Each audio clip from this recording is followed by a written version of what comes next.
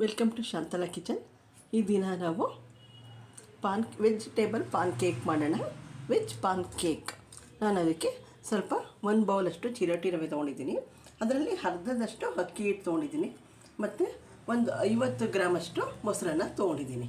ಈಗ ಮೊದಲನಿಗೆ ಮಿಕ್ಸಿ ಜಾರ್ಗೆ ಅದನ್ನು ರವೆನ ಹಾಕ್ಕೊಂಡು ಮಿಕ್ಸಿ ಮಾಡ್ಕೊಳ್ಳೋಣ. ಮೊದಲಿಗೆ ಒಂದು ಮಿಕ್ಸಿ ಜಾರ್ಗೆ ನಾನು ರವೆ ತೊಗೊಂಡಿದ್ದೀನಲ್ಲ ಅದನ್ನು ಹಾಕೋಣ. ಇದು ಬಾಂಬೆ ರವೆ ಆದರೂ ಪರವಾಗಿಲ್ಲ, ಮೀಡಿಯಮ್ ರವೆ ಆದರೂ ಪರವಾಗಿಲ್ಲ. ಅದಕ್ಕೆ ನಾವು ಎಷ್ಟು ರವೆ ತೊಗೊಂಡಿರ್ತೀವಿ ಅದರಲ್ಲಿ ಅರ್ಧದಷ್ಟು ಅಕ್ಕಿ ಹಿಟ್ಟನ್ನ ತೊಗೊಂಡಿದ್ದೀನಿ.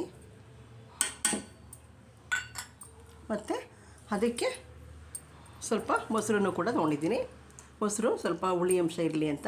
ಇದು ಇನ್ಸ್ಟೆಂಟಾಗಿ ಮಾಡೋದ್ರಿಂದ ಸ್ವಲ್ಪ ಮೊಸರನ್ನು ಕೂಡ ತೊಗೊಂಡಿದ್ದೀನಿ. ಅದಕ್ಕೆ ರುಚಿಗೆ ತಕ್ಕಷ್ಟು ಉಪ್ಪನ್ನು ಕೂಡ ಈಗಲೇ ಆ್ಯಡ್ ಮಾಡೋಣ. ಮಿಕ್ಸಿ ಮಾಡಿದಾಗ ಎಲ್ಲ ಈಗ ಹೊಂದ್ಕೊಳ್ಳುತ್ತೆ. ಈಗ ಇದಕ್ಕೆ ಸ್ವಲ್ಪ ನೀರು ಹಾಕಿ ಮಿಕ್ಸಿ ಮಾಡ್ಕೊಳ್ಳೋಣ. ನೋಡಿ, ಈ ರೀತಿ ಈಗ ಮಿಕ್ಸಿ ಮಾಡ್ಕೊಂಡಿದ್ದೀನಿ. ಈಗ ಇದನ್ನು ಒಂದು ಬೌಲ್ಗೆ ಶಿಫ್ಟ್ ಮಾಡೋಣ.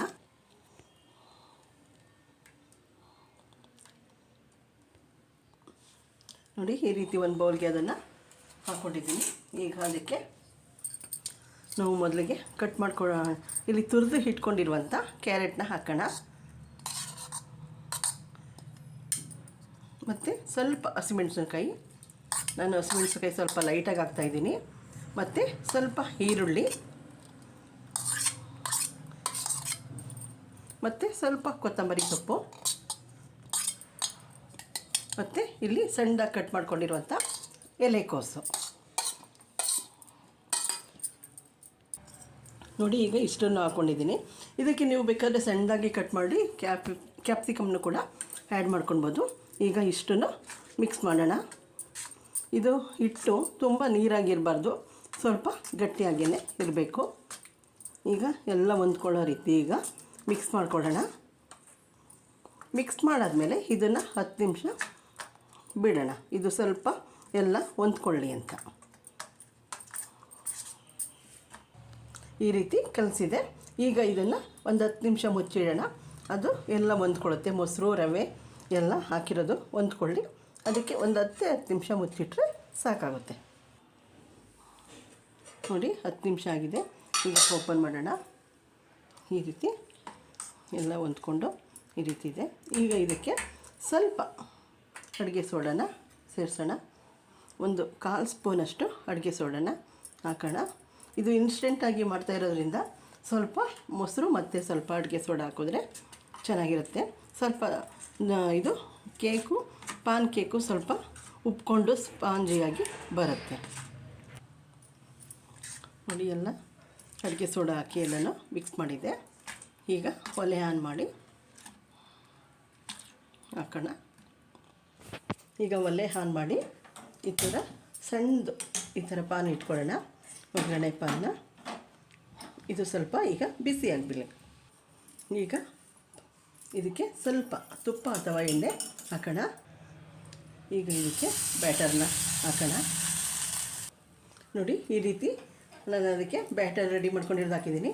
ಈಗ ಅದಕ್ಕೆ ಒಂದು ಲಿಡ್ನ ಮುಚ್ಚೋಣ. 1 ನಿಮಿಷ ಮುಚ್ಚಿದ್ರೆ ಸಾಕು. ನನ್ನ ವೀಡಿಯೋಗಳನ್ನು ನೋಡಿ ಲೈಕ್ ಮಾಡಿ, ಶೇರ್ ಮಾಡಿ, ಸಬ್ಸ್ಕ್ರೈಬ್ ಆಗಿ. ಈಗ ಇದು 1 ನಿಮಿಷ ಬೇಯಲಿ. ದೋಸೆ ಹೆಂಚಿಟ್ಟಿದ್ವಿ. ಈ ಥರ ದೋಸೆ ಕಲ್ಲಲ್ಲಾದರೂ ಮಾಡ್ಕೊಳ್ಬೋದು, ಅಥವಾ ಒಗ್ಗರಣೆ ಮಾಡ್ತೀವಲ್ಲ ಆ ಥರ ಪಾತ್ರೆಗಳಲ್ಲಾದರೂ ಕೂಡ ಮಾಡ್ಕೊಳ್ಬೋದು. ಈಗ ಅದಕ್ಕೆ ಸ್ವಲ್ಪ ಎಣ್ಣೆ ಸವರಿದೆ. ಈಗ ಅದಕ್ಕೆ ಸ್ವಲ್ಪ ಹಿಟ್ಟನ್ನು ಹಾಕೋಣ.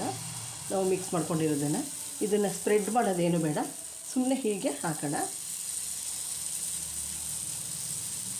ಸ್ವಲ್ಪ ಹೀಗಂದ್ರೆ ಸಾಕು, ತುಂಬ ಸ್ಪ್ರೆಡ್ ಮಾಡೋದೇನು ಬೇಡ. ಈಗ ಅದಕ್ಕೆ ಒಂದು ಲಿಡ್ನ ಮುಚ್ಚೋಣ. ಈಗ ಅದು 1-2 ನಿಮಿಷ ಬೇಯಲಿ. ನೋಡಿ, ಈಗ ಒಂದು ಕಡೆ ಅದು ಸ್ವಲ್ಪ ಬೆಂದಿದೆ.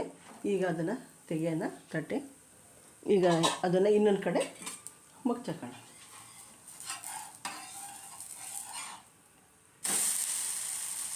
ಈಗ 2 ಕಡೆಯೂ ಇದು ಸ್ವಲ್ಪ ಬೇಯಬೇಕು. ನೋಡಿ, ಈಗ 2 ಕಡೆಯೂ ಇದು ಬೆಂದಿದೆ. ಈಗ ಇದನ್ನು ಒಂದು ತಟ್ಟೆಗೆ ಶಿಫ್ಟ್ ಮಾಡೋಣ. ಇದೇ ರೀತಿ ಮತ್ತೊಮ್ಮೆ ಇನ್ನೊಂದು ಹಾಕೊಳ್ಳೋಣ. ಸ್ವಲ್ಪ ಎಣ್ಣೆನ ಸ್ಪ್ರೆಡ್ ಮಾಡೋಣ. ಬ್ಯಾಟರ್ನ ಹಾಕೋಣ. ಹಾಕ್ಬಿಟ್ಟು ದೋಸೆ ರೀತಿ ಏನು ಸ್ವಲ್ಪ ತೆಳ್ಳಗೆ ಮಾಡೋದು ಬೇಡ, ಸ್ವಲ್ಪ ಇದೇ ರೀತಿ ಇರಲಿ. ಈಗ ಅದಕ್ಕೆ ಒಂದು ಲಿಡ್ ಮುಚ್ಚೋಣ. ಬೇಯ್ತಾ ಇದೆ. ಈಗ ಅದಕ್ಕೆ ಸ್ವಲ್ಪ ಮೇಲ್ಗಡೆ ಎಣ್ಣೆ ಅಥವಾ ತುಪ್ಪನ ಸ್ಪ್ರೆಡ್ ಮಾಡೋಣ.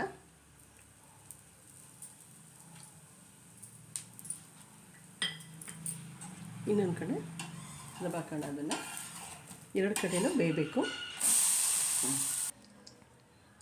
ನೋಡಿ, ವೆಜ್ ಪಾನ್ ಕೇಕ್ ರೆಡಿಯಾಗಿದೆ. ನನ್ನ ಈ ವಿಡಿಯೋ ಇಷ್ಟ ಆದಲ್ಲಿ ಲೈಕ್ ಮಾಡಿ, ಶೇರ್ ಮಾಡಿ, ಸಬ್ಸ್ಕ್ರೈಬ್ ಆಗಿ.